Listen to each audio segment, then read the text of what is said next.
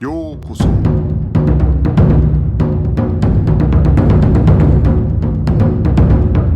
Eu sou o Gustavo e você está ouvindo o Budocast.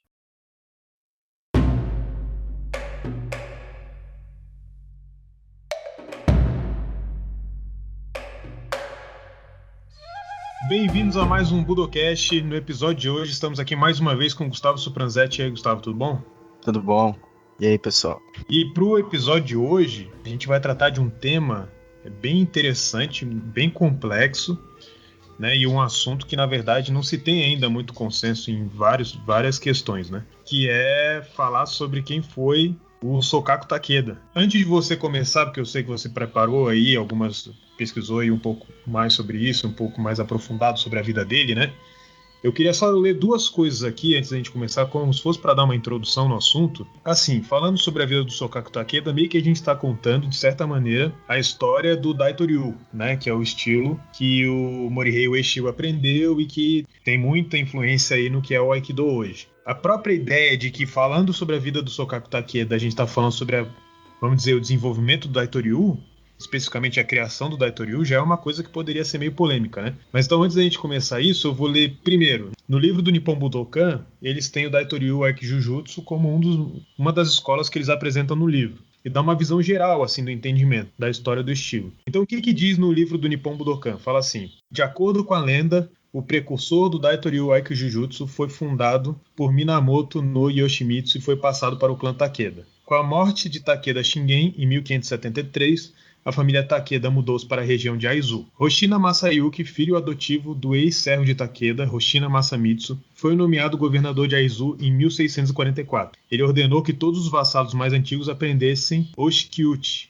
técnicas de luta para ambientes internos que ele criou para se adequar às condições dentro do palácio. No período Meiji, Takeda Sokaku tornou a escola proeminente, ensinando a pessoas de fora da família Takeda. Bom, só por isso a gente já tem uma visão geral, né? Mas aí, só para trazer uma descrição que é um pouco mais longa, mas eu acho que é importante, que é do livro do Serge Moll, do Fighting Arts of Japan, que ele fala sobre os vários estilos de Jujutsu, né? E aí, curiosamente, o Daitoryu, ele fica com uma explicação quase que à parte, né? E aí ele já dá uma introdução vamos dizer, nessa complexidade que é a história do Daitoryu e por que o Sokaku estaria dentro dessa discussão que a gente vai ter aqui nesse episódio, né?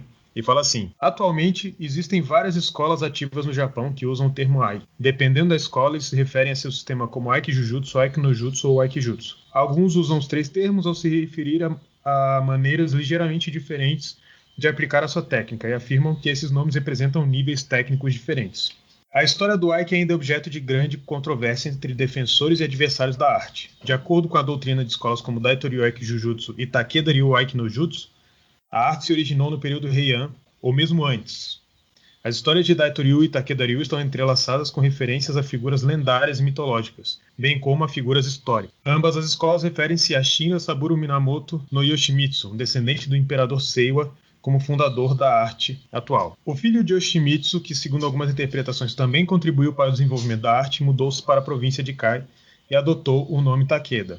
O descendente mais proeminente dessa família foi, sem dúvida, Takeda Shingen, o grande senhor da guerra do século XVI. O Aiki foi transmitido como uma arte altamente secreta por gerações sucessivas de descendentes da família Takeda, e às vezes também é conhecido como Oshikyuchi. Pouco antes da destruição da outrora poderosa família Takeda, na Batalha de Nagashino em 1575, a arte foi supostamente trazida para o domínio de Aizu, onde seu status de arte secreta foi mantido por várias centenas de anos. Os críticos apontam que há poucas evidências para apoiar essas histórias, e que foi somente no período Meiji que o sistema se tornou conhecido, quando a arte estava sendo promovida por Takeda Sokaku do Daitoryu e seus seguidores. Outra questão controversa é que parece não haver nenhuma kimono ou outro densho da escola anterior ao período Meiji. Como resultado, às vezes é sugerido que o verdadeiro fundador do Daitoryu foi o próprio Takeda Sokaku. A menos que mais pesquisas produzam novas evidências, os críticos talvez nunca sejam completamente persuadidos.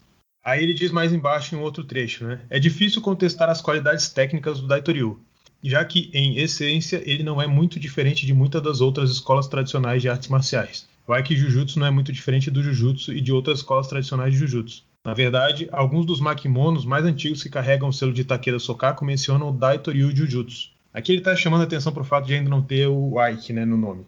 Um dos alunos mais conhecidos de Sokaku Takeda foi Morihei Ueshiba, o fundador do Aikido. Então, qual é a grande questão aqui, né? o livro do Nippon Budokan coloca como lenda, né? A lenda da história do Daitoryu. E o Seiji Moro chama a atenção para essa questão, né? Seria Sokaku Takeda o criador do Daitoryu, né? Essas são questões aí bem interessantes. E aí entramos então, né? Quem foi Sokaku Takeda? Para falar um pouco dessa figura, né, que é muito controversa, ao mesmo tempo misteriosa, que é Sokaku Takeda, vamos entrar um pouco mais atrás, desde o nascimento. Sokaku Takeda nasceu na província de Fukushima, antiga Aizu, em 1859, e desde criança ele sempre testemunhou batalhas na região. Vale lembrar que na época que ele ainda era muito pequeno, a província de Aizu teve um problema muito sério com o Império japonês, e eles foram tratados como inimigos do Império por um tempo. E essa batalha, Sokaku, quando pequeno, presenciou de perto. Dizia, né, que ficou fascinado por como a batalha havia acontecido e talvez essas experiências iniciais que ele teve o contato pode ter sido o fator, né, que determinou ele a posteriormente vir a se interessar mais e ter toda a devoção que ele teve às artes marciais. Mais pra frente, Sokaku fala para Tokimune, né, que foi um dos seus filhos, e quando ele era pequeno, ele costumava, na época dessas batalhas de Aizu, ele costumava ir para fora de casa para ver as balas de canhão voando pelo céu. Na época, a Aizu ainda tinha um armamento muito precário, né, e antigo, e as balas de canhão eram aquelas aquecidas, né? Então, quando elas voavam pelo céu, parecia uma espécie de meteoro. E ele dizia gostar de ver esse espetáculo aí acontecendo, né? Espetáculo entre aspas. Para falar um pouco mais da família de Sokaku, né? O pai de Sokaku, de nome Sokichi Takeda, herdou um pedaço de terra que a família passou por gerações, e ele também dirigiu um templo local, dirigiu uma escola, e ele também, quando mais novo, foi um lutador de sumô famoso. Inclusive, ele alcançou o posto provincial de Ozeki, né, no sumô, que é um posto bem alto. Dizem também que Sokichi era muito habilidoso com a espada e também com o bastão. Dizem que ele ensinava um pouco disso em uma pequena sala instalada nessa propriedade na qual ele tinha aí. Então a gente vê que Sokaku, desde pequeno, teve essa conexão com as artes marciais. Seu pai com o sumô, um pouco do ken e um pouco do bojutsu. Então ele já teve desde pequeno vamos dizer, esse incentivo às artes marciais. Por essa exposição que ele teve, treinou, né, na sua infância com seu pai um pouco do sumô. Ele foi exposto também à escola Hoson-ryu Takadaha-sou Jutsu, que é a escola de lança. Também foi exposto, quando novo, à escola Onohai Toryu de Kenjutsu. E o professor, na época dele, dirigiu uma escola em um templo, chamava Toma Shibuya. Um dos outros professores também conhecido foi Takeda Zenjuro, na mesma época. É legal citar que a primeira técnica que se aprende, né, no Daitoryu, que é Ippon-dori, é praticamente a mesma técnica, igual a segunda técnica do Kodachi no Kata, da Onoha Itoryu Kenjutsu. Então já começa desde aqui a gente notar essa similaridade que o Daitoryu Jujutsu e posteriormente também Aikijujutsu veio a bater com a Onoha Itoryu. Nesse templo, a gente tem a placa da época que Sokaku esteve por lá, a gente tem a placa de estudantes, e está gravado lá não só o nome de Sokaku Takeda, mas também à direita do nome de Sokaku Takeda tem o nome de Sato Tadataka, que era um homem bem conhecido na época, né, na região, porque ele vinha de linhagem de samurai.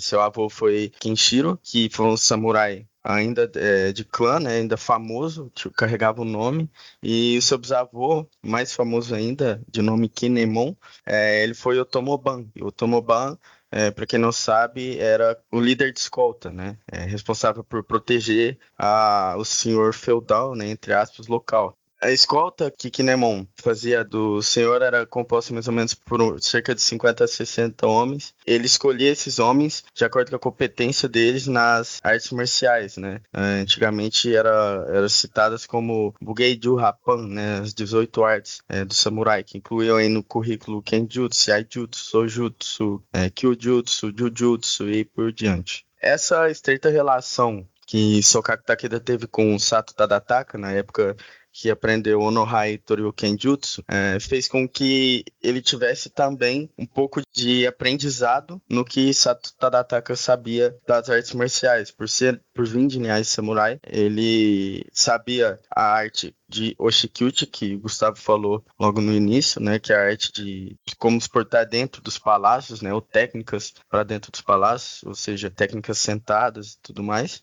Aprendeu um pouco de técnicas de aprisionamento, né, mas posteriormente ela viria a ser conhecida como Taihou Jutsu. E também aprendeu um pouco de Hojo Jutsu, né, que é a técnica de imobilização usando cordas. Era bem comum também essa arte na época para aprisionar bandidos, né, visto que na época não tinham gemas e tudo mais, eles geralmente levavam amarrado. Nesse mesmo quadro de alunos da Onohai Toryu, desse dojo que Sokaku estava aprendendo, né, também tem o nome de uma notável pessoa, que é Nagao Seigo. Nagao Seigo, ele foi professor de Tai Shiryu Kenjutsu e também foi muito proeminente no Shibukawa Ryu Jujutsu, que muita gente conhece. E que até hoje, se a gente pesquisar, tem apresentações da escola e tudo mais, né, por aí na internet. E muito provavelmente essa relação estreita que tinha Sokaku na época nesse dojo fez com que ele possa ter tido um contato com o Nagao Seigo também e estar aprendendo coisa ou outra aí, não só do estilo de Kenjutsu dele, mas também do Shibukawa Ryu Jujutsu, né, visto que Sokaku era muito interessado nas artes marciais. É legal citar, né, que o Oshikyuchi, geralmente, o pessoal refere-se ao termo como sendo essa arte marcial, entre aspas, né, não sei se poderia ser chamado assim, mas as técnicas para serem usadas em circunstâncias mais formais. A tradução literal do termo é algo como maneira honrosa para o interior. Vendo por esse prisma, ela pode ser tratada tanto, não só como uma técnica marcial, talvez para ser usada em situação de perigo dentro de palácios, mas também ela poderia ter toda a questão de etiqueta correta a ser usada dentro dos palácios, né?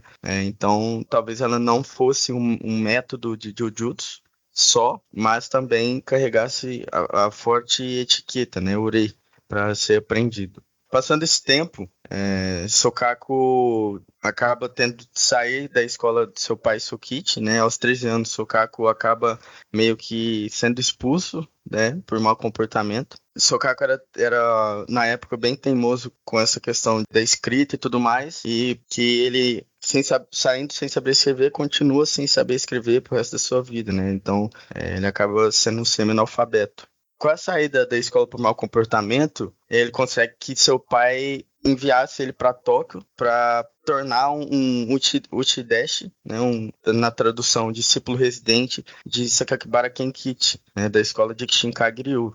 Muitas vezes falam só também Shinkagiryu. Sakakibara era muito famoso, né? Na época ele era bem conhecido quando se falava de artes marciais, ali principalmente na região de Tóquio, e a escola dele incluía não só a Kenjutsu, né, não só a arte da espada, mas também Sojutsu, que era a arte da lança, Bojutsu, a arte do bastão, Naginata Jutsu, que é a arte da Naginata e outras armas também, né? Então, realmente era um instituto militar ali, né, para aprender as artes militares, né, que eram chamadas. Para adicionar um detalhe, né, com relação ao Sakakibara Kenkichi, né, nessa época que disse que o Sokaku Takeda foi lá treinar com ele, né, em tese é um pouco antes de Sakakibara Kenkichi tentar reviver a arte da espada pelo menos ali na região de Tóquio, né, através dos eventos, como se fossem eventos de luta de entretenimento e tal, né, de Gekken, ou Gekken, que eram combates com espada, com Shinai, né, e com todo aquele equipamento de proteção, como a gente conhece no Kendo, e também com outras armas, né, e isso também, nessa época, isso começou ali em 1873, e com o sucesso que ele teve com esses eventos, logo em seguida começaram a ter também eventos de Jujutsu, de várias outras artes marciais ali, e inclusive em 1873, quem participa desses eventos aí é o Issei Masatomo e o Hachinosuke Fukuda, né, que foram professores de Jigoro Kano. Quando o Jigoro Kano vai criar o judô, ele se refere a esses eventos de entretenimento como uma coisa ruim, uma coisa em detrimento da visão da sociedade com relação às artes marciais japonesas, e é uma das razões, um dos fatores que ele resolve que ele não vai chamar a arte dele de Jujutsu, mas ele chama de Judo, para tentar, né, criar uma separação, criar um distanciamento do que ele ensinava desses eventos que estavam acontecendo, né? E além disso, né, o Sakakibara Kenkichi, ele tinha sido professor do Kobusho, né, que era uma academia militar criado na época pelo Shogunato Tokugawa, que ainda existia, né, logo finalzinho ali do período Edo, e outras pessoas que estavam ali como professores do Kobusho uma época ali, né, porque no caso do Jujutsu foi um período mais curto, né, do que as técnicas com espada, né, que foram ensinados no Kobusho. Estavam ali o Totsuka, né, do Totsuka Yoshinryu, que foi um grupo, né, que rivalizou com a Kodokan no início da Kodokan, nos eventos da polícia de Tóquio e tal. Tinha também o Hachinosuke Fukuda, que foi o primeiro professor de Jujutsu de Jigoro Kano, e também o professor de Kitoryu de Jigoro Kano também estava dando aula lá nessa época, no Kobusho, né? Então eram professores assim bem reconhecidos, né, naquela época, que foram contratados para dar aula nesse local, né?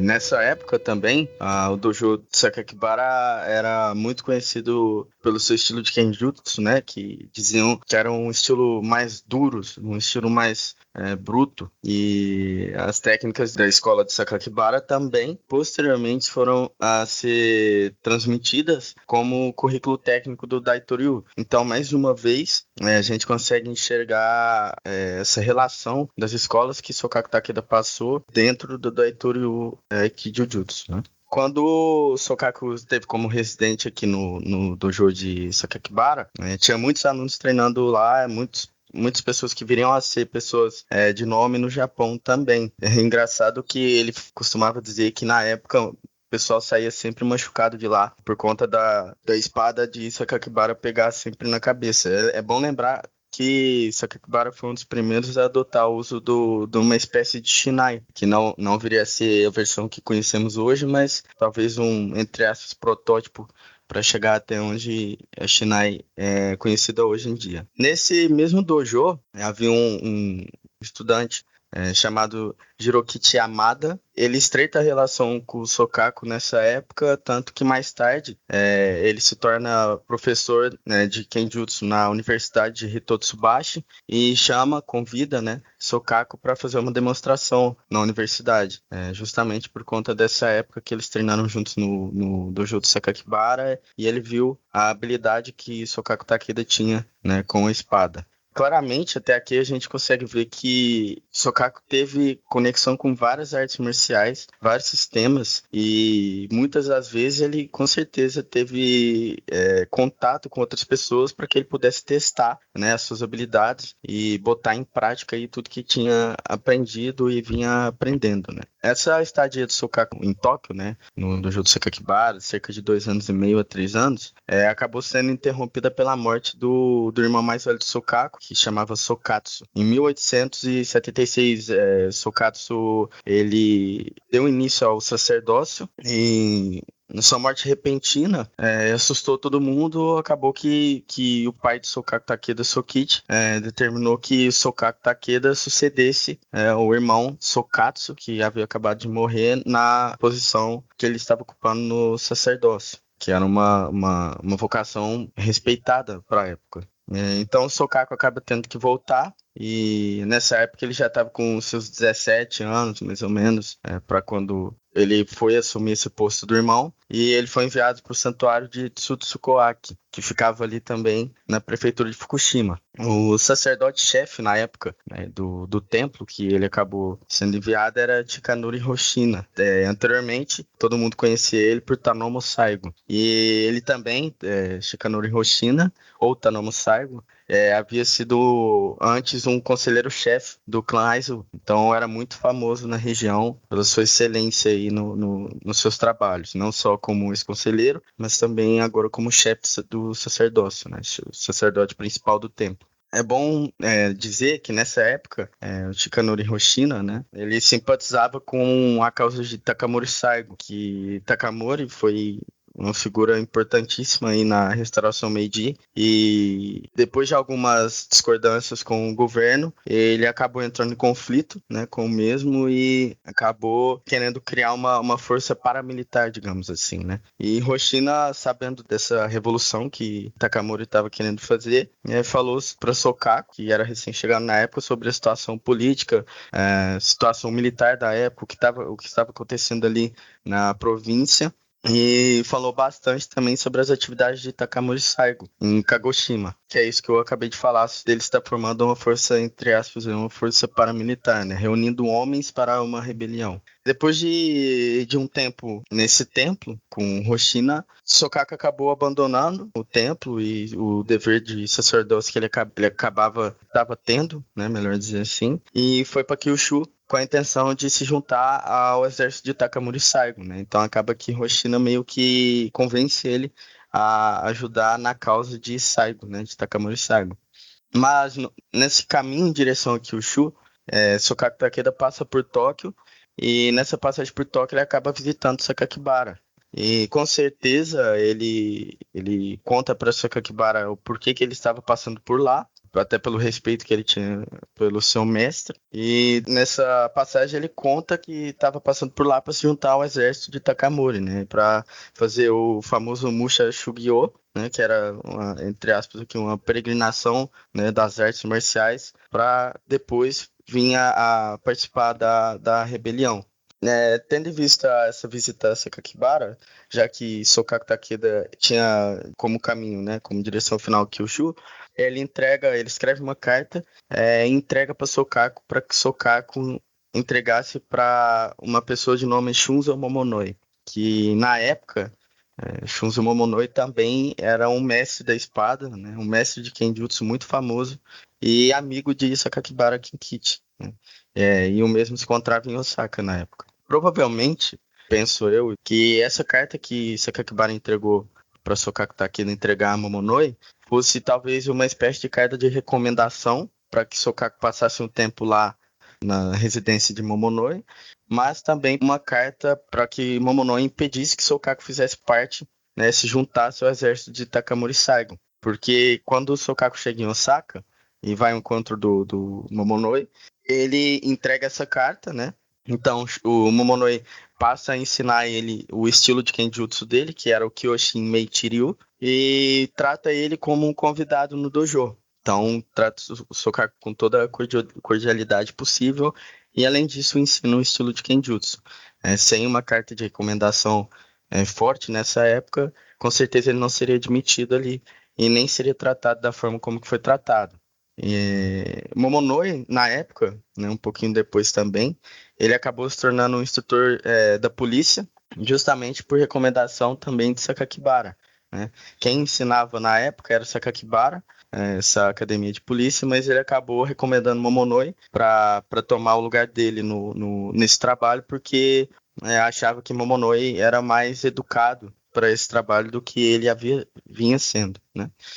No final, acabou que, de alguma maneira, Momonoi impediu que Sokaku Takeda seguisse caminho e fosse ajudar Takamori Saigo, né, e seu exército na rebelião. De alguma forma, com certeza, ele sabia que isso seria, tanto ele quanto Sakakibara, sabia que isso seria muito ruim, né, e poderia levar Sokaku Takeda à morte, né. É bom lembrar que essa rebelião que Takamori Saigo tomou frente é conhecida como a Rebelião de Satsuma. Diz que, na época, Takamori Saigo juntou um exército de mais ou menos de 30 a 40 mil samurais, né, que não estavam satisfeitos com o que ele havia discutido com o governo, não estavam a favor do governo, e quis fazer esse embate, né. Dizem que o governo, na época, tinha uma força, né, o exército imperial japonês tinha uma força de 200 mil a 300 mil homens leais a eles, e mesmo assim Takamori Saigo não recuou, fez diversos ataques e acabou que na batalha final, que é conhecido como Batalha de Shiroyama, sobraram apenas 400 pessoas, né, do exército de Takamori Saigo. Então, com certeza, pode ser que se Sokaku Takeda tivesse ido, o destino dele teria sido outro nessa época, né? mesmo depois de não poder se juntar ao Musha Shugyo, né, de Takamori Saigo e da entrada no exército e para as rebeliões, ele não quis voltar para casa. Então, em vez de voltar para tudo o sacerdócio e aonde ele estava vivendo antes, né, Sokaku Takeda decide passar os próximos aí 10 anos, mais ou menos, viajando pelo sul do Japão e empenhado no seu autotreinamento. Nessa época, é meio nebuloso o que foi que Sokaku fez no sul do Japão, quais foram as atividades dele nesse período de peregrinação, porque não se tem muito documento. Então, não se tem como saber ao certo, né? Sabe-se que ele passou um tempo na prefeitura de Fukushima, que foi a terra natal dele, porque foi quando ele se casou com Kon. Inclusive, Kon era da família Sato. Antes eu falei aqui que Tadataka Sato treinou com Sokaku Takeda e provavelmente tem ensinado um pouco da sua arte, da linhagem, da sua família de linhagem samurai para Sokaku, né? Kon, que foi a primeira esposa de Sokaku, era da família de Tadataka Sato, né? Então, para ver o quanto ele tinha um pouco de relação com essa família. Eu acho que nesse momento é interessante falar que muito do que a gente tem sobre esse período da história do Sokaku Takeda em grande parte vem de relatos orais, ou seja, ou ele falou, ou pessoas que o conheceram falaram que assim tinha acontecido, né? Mas eu acho interessante a gente citar alguns trabalhos recentes de um pesquisador japonês que chama Ikezuki Ei, que ele foi tentar encontrar esses registros, essas informações em documentos primários, né? Um dos documentos que ele encontrou, no caso, que até você já citou ali anteriormente, né, é essa listagem de alunos do Onohai Toryu, que ele encontrou no templo de Enzoji, em Anaizucho, que fica no distrito de Kawanuma, na prefeitura de Fukushima, né, desse dojo de Shibuya-Toma.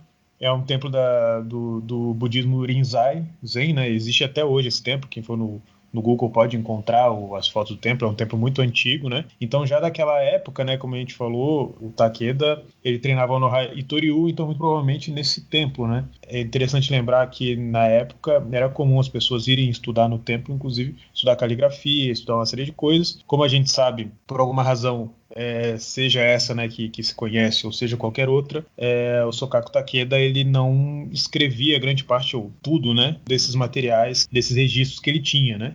Mas, pelo que se sabe, ele conseguia ler, né? Então, de uma forma ou de outra, ele aprendeu a ler toda a parte de kanji, né? Nesse registro do Onohai Toryu, o nome do Sokaku Takeda, né, o sobrenome Takeda dele não tá com o mesmo kanji do clã Takeda, a que se refere geralmente, né, essa linhagem que se faz todo esse resgate histórico da família Takeda, do Takeda Shingen, que eu citei lá no começo, né, como se fosse uma origem do próprio Dai Toryu. Então esse pesquisador ele fala o seguinte, que apesar de existir ali uma dentro da linhagem uma conexão do Takeda Kunitsugu com quem seria o avô do Sokaku Takeda, que dentro dos registros não existe nenhuma conexão, né? Que na verdade Sokaku Takeda era de origem camponesa. Então, de acordo com essas pesquisas nos registros das famílias de Aizu, o sobrenome originalmente usado pelo Takeda, né? Ele era um sobrenome de uma família de camponeses. Nesse registro de família, Sokaku Takeda ele começa a usar o sobrenome com o kanji trocado, né? Para ser o mesmo kanji dessa família Takeda, né? De classe samurai nobre mais alta,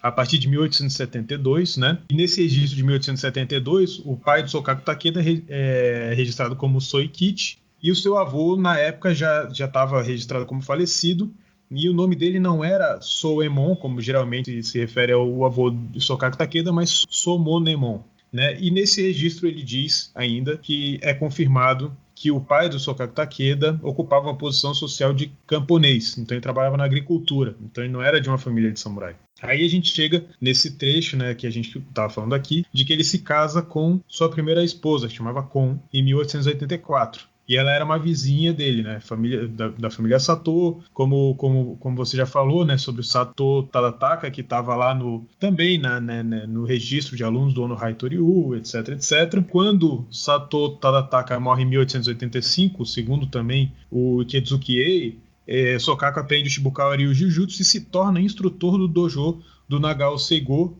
que ficava numa vila próxima, né? Então Nagao Sego, que você também já tinha citado ali anteriormente. E aí Sokaku teria 2 filhos dessa união dele com a Kon, mas em 1894 a casa deles é vítima de um incêndio, né? E em 1895 Sokaku Takeda desaparece repentinamente e vai para o exílio e se torna um artista marcial em exílio, peregrinando aí por várias partes do Japão, né? Então, esse pesquisador ele fala que tem um registro de família de 1896 que menciona que o Sokaku Takeda, né, tem, digamos assim, o registro diz que existe um aviso de desaparecimento de acordo com os herdeiros da família dele, né? Então meio que ele sumiu depois dessa época desse incêndio. Eventualmente ele até retorna, né, mas enfim, mas tem ali algum tipo de circunstância familiar ali que eu não sei não consigo entender direito exatamente qual foi. E aí, a partir de 1898, ele faz um seminário de Daitoryu na prefeitura de Miyagi e seria então o registro mais antigo, né,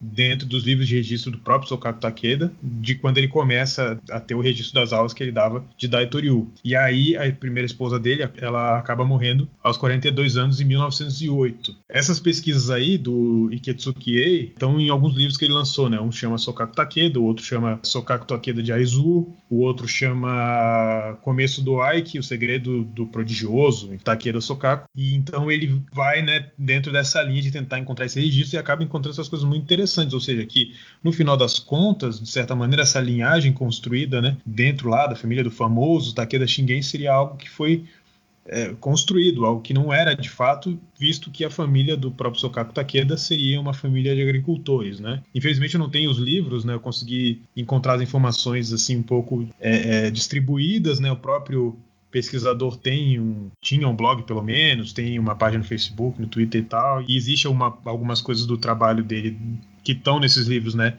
Em alguns blogs e tal, mas infelizmente eu não tenho livro para saber com mais detalhe aí as coisas que ele encontrou. Então é bem interessante aí porque já trata, né, de um pouco dessa questão, né, da gente de ser um pouco nebuloso, né, o quanto da vida de Takeda é lenda, o quanto é verdade, qual seria o meio termo de todas essas coisas, né, enfim.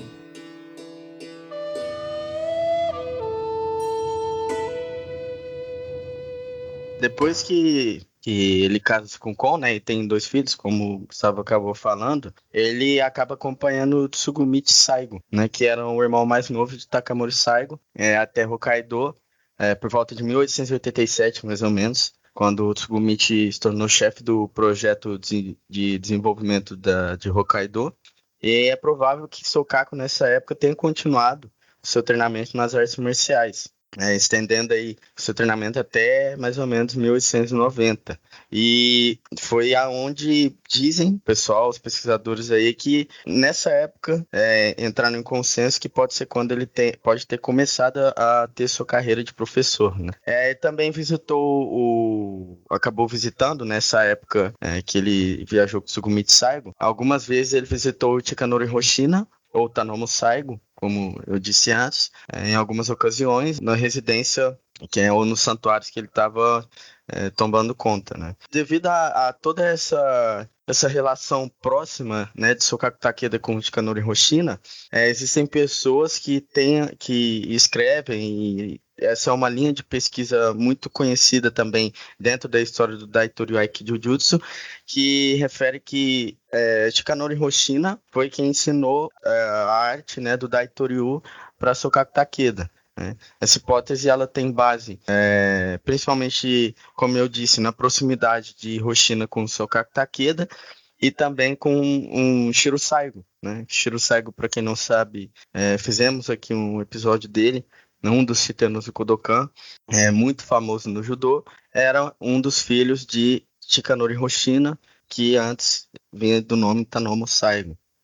No entanto, quando a gente vai pesquisar, a gente percebe que Hoshina ele era um político importante, né, do clã Izu, como eu disse, foi um conselheiro, né, chefe do clã, e muitas informações da vida de Hoshina estão presentes para todo mundo até hoje, né? Incluindo vários diários de vida dele. E quando você vai ver, né? Quando você vai pesquisar um pouco mais a fundo, você não consegue encontrar evidência alguma de que Hoshina tivesse alguma especialidade em artes marciais, ou mesmo, né, de ter ensinado Daitoryu ou qualquer outra arte marcial a alguém. E eu acho que até que a gente tenha mais documentação para conseguir provar esse fato, é difícil também de sustentar essa teoria. Então, continuando, qualquer que seja a especificidade da atividade de Sokaku nesses últimos anos, como eu disse, né, até o final aí do século XIX, a gente volta a conseguir rastrear o paradeiro de Sokaku a partir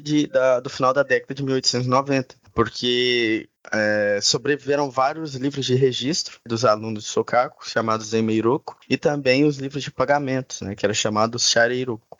No qual ele registrava sempre as informações detalhadas, né, de ensino. Então, continha endereço dos alunos, nome dos alunos, as técnicas ensinadas aos certos alunos, né, os valores pagos por esses alunos. E dizem que ele cobrava bem caro, né?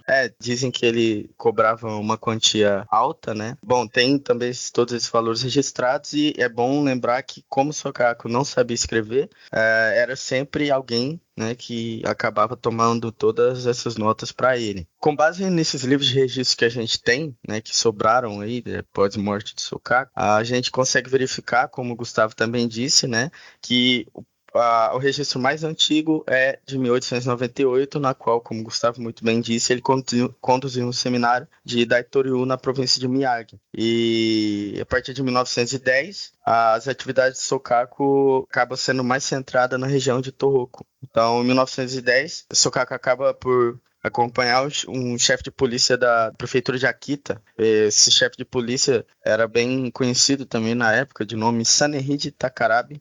E ele acompanha Takarabe até Hokkaido, após a transferência de Takarabe, e ele acaba decidindo estabelecer a sua casa, enfim, sua moradia em Hokkaido. Gostou da região e decidiu ficar por lá. E acaba que nessa época ele se casa novamente. E então, a partir daqui, ele se casando novamente e se instalando por lá, Hokkaido acaba que seria o seu local de residência fixa, né, para o resto da sua vida. Depois dessa relação com Takarabe, Sokaku começa a viajar pela região de Hokkaido, ensinando Daitoryu em muitos lugares. Ele era muito conhecido por ter os seus seminários de 10 dias, famosos seminários de 10 dias, né? No qual você pagava e tinha uma espécie de seminário, uma espécie de curso, né? Por 10 dias consecutivos. Ele ensinava 10 dias num local, viajava para outro local, ensinava mais 10 dias, para outro local, mais 10 dias. E foi assim, né, que em 1915 ele acabou na cidade de Engaru, né, ao norte de Hokkaido, tendo seu primeiro encontro com o Morihei Ueshiba, que posteriormente viria a ser o desenvolvedor do Aikido.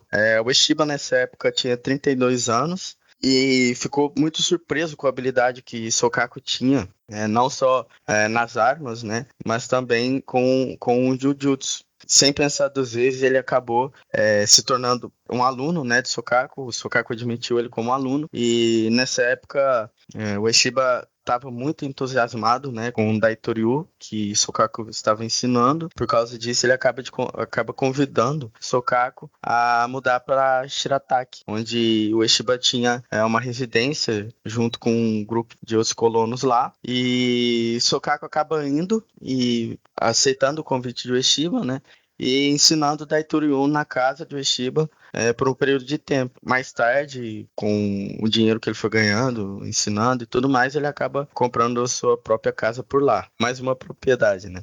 A Sokaku, então, acabou estabelecendo essa residência em Shirataki e trouxe a sua esposa de nome Sue para viver com ele por lá, né? Essa união dos dois, né, acabou por produzir 7 filhos, né, de Sokaku, e um deles é o famoso sucessor de Sokaku, Takeda, que tem o nome de Takeda Tokimune, bem famoso e muitos conhecem, né? Também tem a vida muito interessante. Enfim, o Ueshiba acabou estudando assiduamente o Daitoryu. Ele acabou gostando muito da arte e estudou por cerca de 4 a 5 anos. Nessa época, ele também foi um dos alunos preferidos de Sokaku, tanto que Sokaku levava o Ueshiba para ajudá-lo, né, nos seminários que ele dava. E foi um dos alunos que Sokaku mais chamou a atenção também todo esse tempo de ensino, né? Só não chamou mais atenção de Ueshiba do que seu filho, Takeda Tokimune, obviamente, porque era seu filho, né? E viria a ser seu sucessor depois. Mas mesmo assim, o Ueshiba foi um aluno assíduo e aprendeu muito de Sokaku. Infelizmente, o Ueshiba teve que sair de Shirataki, né? E acabou no final de 1919, né, início de 1920 mais ou menos, porque havia recebido a notícia de que seu pai estava muito doente. E ele saiu às pressas, então, de Shirataki e acabou até deixando a casa mobiliada para Sokaku Takeda morar se quisesse. Essa associação dos dois, né, de Sokaku Takeda e Morihei, também é um pouco menos nebulosa porque tem os registros no Emeiroku. Há quem diz que o Ueshiba demorou, depois eu vim treinar. Tem gente que fala que não, eles estiveram se encontrando, mas de acordo com os registros, o Ueshiba vem a reencontrar com o Sokaku e voltar a treinar com o Sokaku Takeda em 1922, quando o Sokaku Takeda acabou passando aí cerca de 6 meses junto com a família de Ueshiba em Ayabe. E nessa época em Ayabe existem fotos que consegue se ver a placa na parede, enfim. O local que o Ueshiba estava morando era conhecido já como o Ueshiba-juku. Ele se juntou lá com uma certa comunidade, né, que era crente da religião Omotokyo, e com incentivo de um homem, né, que era inclusive cofundador da religião, de nome Onisaburo Deguchi, ele acabou montando um dojo nessa casa, né, no Ueshiba-juku, onde passou a ensinar Daitoryu-eki Jujutsu. E nessa época ele contava, dizem, cerca de 30 a 40 praticantes da arte. Inclusive, para quem conhece a Seicho no Ie, Masaharu Taniguchi foi um dos alunos de Ueshiba, que era aí muito presente na Seicho no Ie. Eles treinaram e todos esses aparecem nos registros no Emeiroku de Sokaku, mas por Sokaku não achar tão legal ou não gostar tanto dessa ideia da Omotokyo, ele sempre se referiu ao local não como Ueshiba-juku, mas como a vila de Morihei Ueshiba. Interessante também essa parte, né, presente no Emeiroku. No final da estadia de Sokaku Takeda em Ayabe, ele acaba concedendo a certificação de Kyoju Dairi, né, a Morihei Ueshiba. Kyoju Dairi, para quem não sabe, era uma certificação dada quando uma pessoa atingiu o nível de instrutor, né? E a certificação dada ao Ueshiba era de instrutor assistente, mas que não habilitava o Ueshiba a dar aulas sem a presença de Sokaku. Eu consegui retirar um pedaço traduzido, né, do certificado de Kyoju Dairi de Ueshiba, que ele mesmo escreveu, né? Então, o Ueshiba mesmo escreveu o seu certificado, de acordo com o que Sokaku ia falando, e está escrito, né, nesse pedaço que tem a tradução. Ao aceitar alunos para a instrução de Daitoryu-eki Jujutsu, tenham cuidado em escolher pessoas de boa conduta. Ao instruir os alunos, peça-lhes que escrevam o seu endereço, nome, idade, localização do seu dojo e termos de instrução em um livro de matrícula, e peça-lhes que carimbem o seu selo como forma de autenticação. Ao instruir os alunos, um pagamento inicial de 13 ienes deve ser feito para Takeda Dai Sensei como taxa de inscrição. Datado esse documento de 15 de setembro de 1922. E depois disso, apesar do relacionamento de Ueshiba e de Sokaku Takeda mais uma vez ter se encontrado um pouco nebuloso e dito algumas vezes tenso, né? Porque Ueshiba, desde essa época, passou a ter na cabeça querer desenvolver a sua maneira de desenvolver, através do que ele aprendeu com Sokaku Takeda, uma maneira própria, técnica, para até chegar um dia atingir aí a independência técnica, como ele fez. Então, com exceção desses 2 anos, né, que tem no Emeiroku, de 21 e 1922, Sokaku vai de novo para fora de Hokkaido, até mais ou menos 1930, né, e é de novo um pouco nebuloso, apesar de termos ainda as entradas no Emeiroku. Uma coisa antes da gente seguir, que eu acho interessante falar, primeiro que a gente tem que sempre lembrar que Morihei Ueshiba aprendeu outras artes, né, além do Daitoryu, né, mas importante tratar também que depois viria, né, ele a fundar o Aikido, Mas a ideia de Aiki, ela já existia em vários estilos antigos, né? Porque às vezes dá-se a entender como se a ideia, o conceito de Aiki, ele fosse exclusivo do Daitoryu, ou enfim, ou do próprio Aikido. Mas o conceito de Aiki já existia em estilos como Kitoryu, Yagyu Shinkageryu, até mesmo no Tenjin Shinryu. Então, além disso, né, esse termo ele também era usado quando se escreviam livros sobre lutas entre espadachins e tal, então não era uma coisa exatamente nova. Só que tinha um significado relativamente limitado, assim. Mas aí, em 1892, aparece um livro chamado Budo Hiketsu Aiki no Jutsu, de autoria de um cara chamado Bokutsu Koji. E aí, a partir daí, esse conceito de que ele é todo trabalhado no livro de uma maneira muito mais sofisticada, né? E ele começa a ficar aparecendo e começa a ser entendido como uma espécie de técnica secreta. E aí, nesse sentido, tinha conotações como estar um passo à frente do inimigo, né? Esse que ele te daria essa capacidade de estar à frente do inimigo, de você meio que ler a mente do adversário. Às vezes também o Ike ele estava como uma espécie de dentro de uma conceituação em contraposição ao Kiai, né? E esse livro, enfim, eu não vou tratar tudo o que o livro dizia aqui sobre o Ike, né? Mas esse livro acaba ficando muito famoso nessa época, a partir de 1892, e tem reedições. O texto desse livro ele acaba surgindo, né? Em livros de diversas artes marciais do período. Diversos mestres de artes marciais do Japão acabam tomando esse livro como uma certa referência, desenvolvendo um pouco essa ideia de Aiki, né? Incluindo dentro do próprio judô, existiam professores de judô que falavam sobre o assunto, né? Enfim, então isso é uma coisa muito interessante porque é justamente nessa época que o Sokaku Takeda tá viajando, tá ensinando, que ele se encontra com o Morihei Ueshiba, é esse momento em que esse texto, né, essa ideia acaba entrando muito em voga, né, no meio de arte marcial no Japão. E inclusive existe um Budocast já sobre o assunto, que é o Budocast 22, que eu gravei com o CC Leonardo Sodré, né, que chama O que é o Aiki. Então quem tiver mais interesse aí sobre esse assunto aí pode seguir lá para o outro episódio e que a gente fala um pouco mais longamente sobre esse assunto. É interessante, né, que em 1931 foi o último ano que Morihei Ueshiba aparece nos livros de registro de Sokaku, e aparentemente é o último ano com que ele praticou também com Sokaku Takeda, né? Esse registro de 1931 está escrito: recebi instrução nas 84 técnicas do Daitoryu Aiki Jujutsu de Takeda Sensei em minha casa, e data de 7 de abril de 1931. É interessante aqui que algumas pessoas às vezes se perguntam, poxa, existem registros, né, de oficiais militares, etc., que tem escrito Daitoryu Jujutsu, e, por exemplo, registros como esse, de 1931, de Morihei Ueshiba, que aparece Daitoryu Aiki Jujutsu. Morihei Ueshiba também aparece antes, né, em 1922, também como Daitoryu Jujutsu. É legal dar um entendimento por que essa definição existia. Mas o Daitoryu era uma escola de ambos Jujutsu e também Aiki Jujutsu, né? Existem alunos aí de Sokaku posteriormente que vieram dar entrevistas e falar que também eles treinavam Daitoryu Aiki no Jutsu, né? Além do Jujutsu e do Aiki Jujutsu, que daria talvez um entendimento mais profundo do Aiki.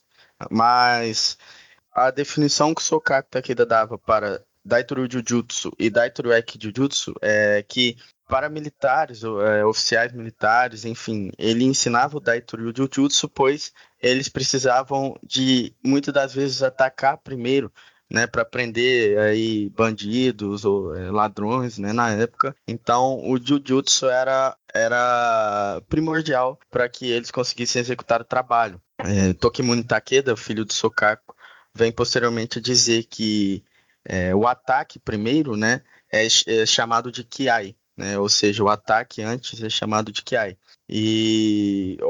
Né, nós conhecemos, o pessoal das artes marciais, né, vem a conhecer como Sen no Sen. Então, o ataque primeiro, ou Sen no Sen, era chamado de Kiai e era ensinado dentro da disciplina de Daitoryu Jujutsu, enquanto, por outro lado, a disciplina de Daitoryu Aiki Jujutsu trabalhava mais com o Go no Sen, ou com o contra-ataque, né? Ou seja, ele não atacava primeiro, mas aplicava o Aiki justamente quando viesse a ter um ataque eminente, ou enfim, a ser atacado. Então é interessante também deixar isso bem claro, para quem não entender, às vezes, esses registros com cada hora com o nome aí no Emeiroku de Sokaku.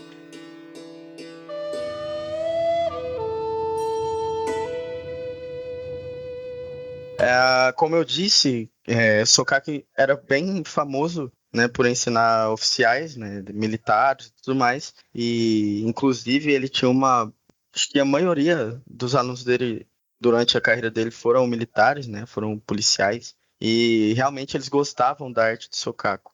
Dentre esses militares existiam vários especialistas aí, na época, né, nesse início do século XX, de judô e também de kendo, que passaram também a praticar com Sokaku Takeda.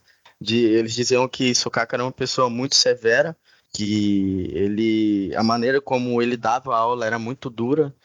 Diziam que ele tinha os olhos penetrantes, então você só de olhar para ele já sentiu uma certa tensão. E diziam também que ele falava muito alto, gostava de falar muito alto. De acordo com Sokaku, disse que era para que todos o ouvissem bem e não tivessem dúvida no que ele estava explicando, né? Mas então os alunos falavam que era uma forma de ensino muito severa e que você ficava ao mesmo tempo paralisado quando ele estava ensinando ou quando ele estava olhando para você ou tentando te dizer algo. Dizem também que na época que ele ensinava a espada para esses oficiais militares, vale lembrar que Sokaku tinha uma habilidade com a espada tremenda, né? Todos dizem isso, pessoas que viveram com ele e alunos dele, né? Dizem que ele deixava o pessoal usar, né, o protetor facial, mas ele mesmo nunca usava para demonstrações, né? Eu sei que ele tinha muita confiança na sua técnica. Nessa década de 30 aqui, eu gostaria de citar, em 1930, para ser mais exato, um jornalista, né, do Asahi Shimbun, justamente aquele que ele vem a ensinar um pouco mais para frente, né, do incidente do jornal Asahi, que foi atacado por um grupo extremista político, enfim.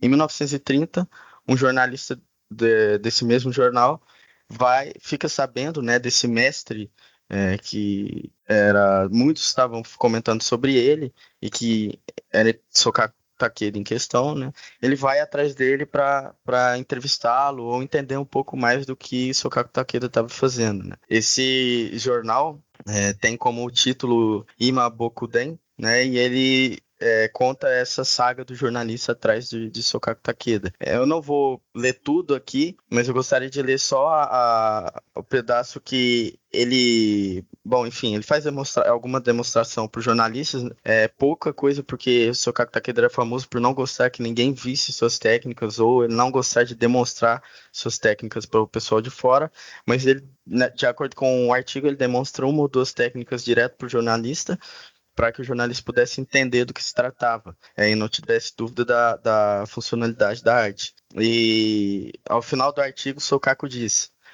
as técnicas da minha arte são perfeitas para a defesa pessoal, porque evitamos os cortes, bem como socos e também pontapés. E ao mesmo tempo, não cortamos, não golpeamos, nem com os punhos, nem com os pés. Quando o ataque vem, ele é tratado rapidamente usando a força do oponente.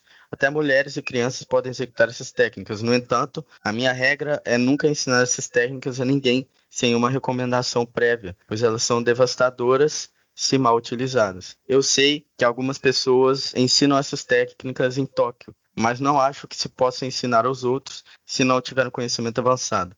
É interessante que esse final, que ele diz, eu sei que algumas pessoas ensinam essa técnica em Tóquio, enfim, parece que ele está tentando, de certa forma, ferroar, né, Morihei Ueshiba, que estava ensinando na época lá pela região, dizendo que sabia que havia alguém, pode ser que seja o Ueshiba, ensinando, né, nessa época, e ele já tinha notícia disso, mas ele disse que não pode se ensinar se não tiver um conhecimento avançado, né, e mesmo depois do certificado de Kyojo Dairi, que era de instrutor assistente, O Ueshiba vem aprender em 31 mais 84 técnicas do Sokaku. Mesmo assim, o Sokaku não dá outro certificado ao Ueshiba.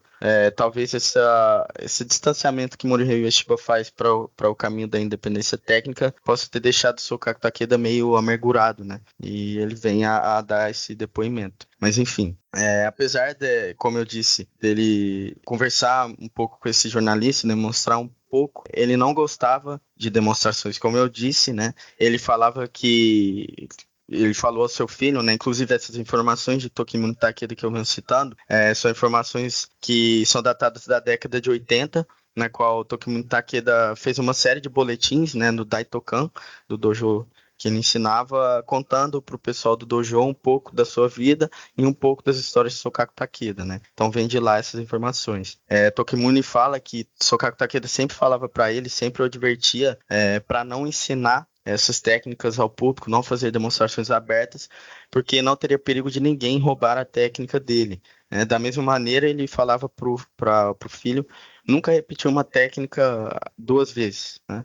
Ou seja, se ele ensinasse uma técnica, na segunda vez ele ensinaria algum detalhe diferente do que ele ensinou da primeira vez, ou alguma coisa diferente do que ele ensinou a primeira vez, não ensinaria alguma coisa que ele ensinou da primeira vez, assim um pouco confundindo a cabeça de quem visse para assegurar que ninguém ultrapassasse ele tecnicamente. Bom, nos departamentos de polícia que Sokaku Takeda ensinou, havia no máximo cerca de 100 funcionários. Como eu disse antes, ele vinha ensinando esses oficiais, essas academias de polícia, né? E uma vez por mês eles faziam uma reunião, né? Reuniam os policiais de outras subestações e Sokaku Takeda era convidado a ensinar. Então, consequentemente, ele ensinou um grande número de oficiais, como eu disse antes. Inclusive, é interessante citar que seu filho, Tokimune Takeda, também viria a ser um oficial, né, da polícia. A Sokaku chegou a ensinar também ao exército. Ele ensinou a segunda divisão do exército de Sendai. Inclusive, essa divisão do exército foi uma das divisões que foi embarcada na Guerra Russo-Japonesa em 1904. Os oficiais da Marinha e do Exército que estudaram com o Sokaku Takeda assinaram, né, o Emeiroku, selaram os nomes nos livros de inscrição. Alguns dizem que tinham de selar com um sangue, e outros dizem que era só com carimbo pessoal, né? Aí tem essas coisas que o pessoal vieram a falar depois. Um desses que tem no Emeiroku, né, dessa época do Exército, é Gonbei Yamamoto.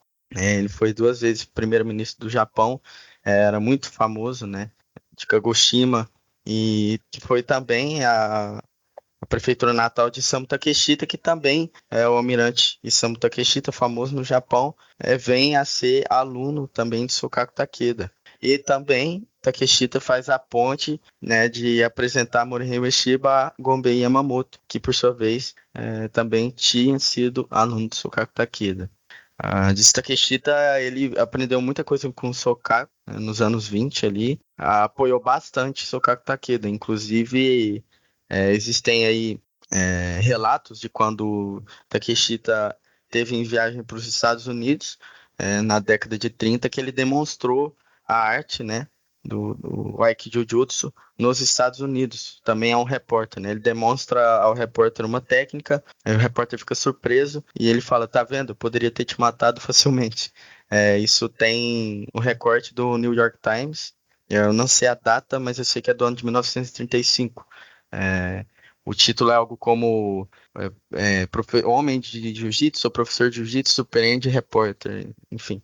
Era, nesse caso, o Almirante Takeshita apresentando Daitori Waiki Jujutsu.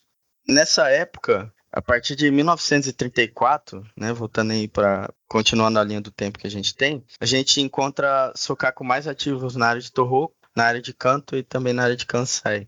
E em 1936 é quando Sokaku Takeda aparece no escritório do Osaka Asahi Shimbun, né, e se anuncia como o então professor de artes marciais de Morihei Ueshiba. Diz Takuma Hisako, foi um dos alunos de Morihei Ueshiba antes que Sokaku chegasse. E Sokaku chegou falando que era professor de artes marciais de Morihei Ueshiba, que Morihei Ueshiba não tinha a qualidade técnica que deveria ter para poder ensinar todos os homens que estavam ali aprendendo naquele jornal, porque eram especialistas em judô, sumô, kendo, enfim, eram homens falando assim de alto cacife, e que Sokaku Takeda disse que o Ueshiba não poderia ensinar se não sabia as técnicas mais avançadas da arte. Então ele toma frente das aulas no Osaka Asahi Shimbun, né?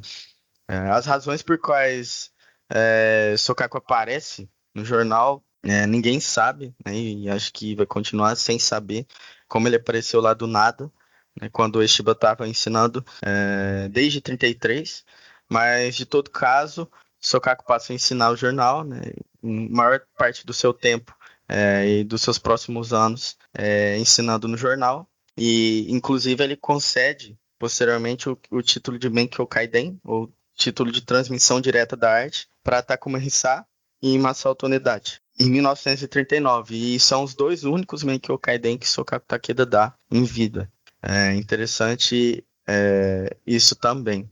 Mas esse incidente do Asahi Shimbun é muito longo, né? Eu sei que eu falei um pouco breve dele aqui, mas tem muito mais coisa que isso, é muito mais interessante que isso, e talvez renderia até um episódio separado. E se a gente for falar aqui, vai estender o tempo. Bom, após esses ensinamentos de Sokaku Takeda no jornal, ele passa os últimos anos de vida em Hokkaido. Mas apesar da sua idade já avançada, ele continua ensinando até o fim da vida, né? Ele costumava andar em trajes tradicionais, né? E usava ainda aqueles tamancos de madeira, e muitos ficavam impressionados com a rapidez que Sokaku andava para sua idade, né? Ainda mais em cima daqueles tamancos de madeira.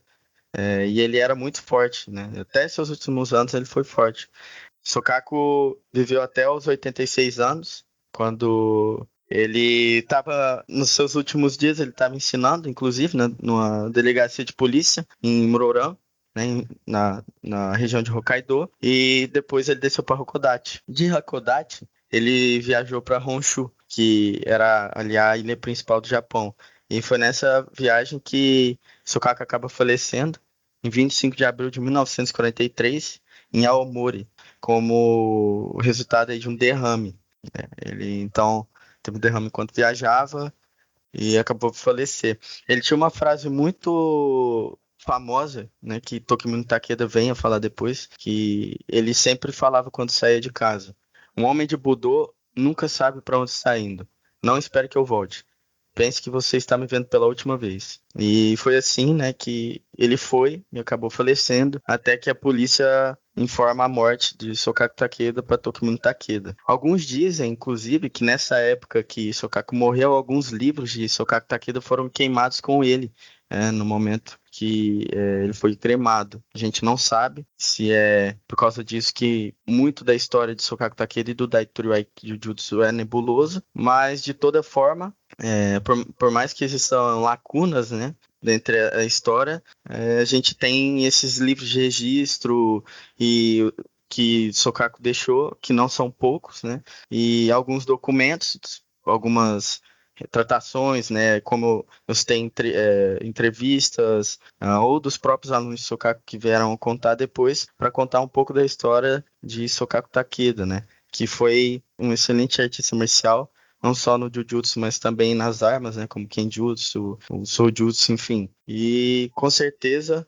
teve um efeito muito grande no Jujutsu japonês, com seus feitos, né, e plantou as sementes, né, que vieram originar posteriormente o Aikido. E assim termina o episódio de hoje falando um pouco da vida de Sokaku Takeda. Independentemente, né, dessas questões que a gente tratou aqui, né, de um passado nebuloso, difícil de conhecer, né, do Daitoryu. O Daitoryu é um estilo respeitado no Japão, faz parte da Nihon Kobudo Kyokai, né, como um dos estilos de Jujutsu que está lá integrando a Nihon Kobudo Kyokai, através do Katsuyuki Kondo, né, que foi um aluno do Tokimune Takeda, né, e além disso o Daitoryu ele possui ali diversas expressões desse Daitoryu que foi ensinado pelo Sokaku Takeda em várias regiões do Japão, aí a depender, né, de locais por onde ele passou, né? Lembrando que o Sokaku Takeda ele tinha essa característica, né, de viajar por todo o Japão ensinando o Daitoryu para as mais diversas pessoas, né? E isso acabou criando diversos núcleos de Daitoryu em vários lugares, né? E, querendo ou não, influenciando, né, a própria criação do Aikido. Então, ficamos por aqui com mais um episódio do Budocast. Obrigado, Gustavo, por ter participado aí de mais um Budocast. Eu que agradeço e até a próxima. Bom, ficamos por aqui com mais um Budocast. Não se esqueça de se inscrever nas nossas redes sociais, no Instagram, Twitter, Facebook, etc. Ficamos por aqui com mais um episódio. Até a próxima.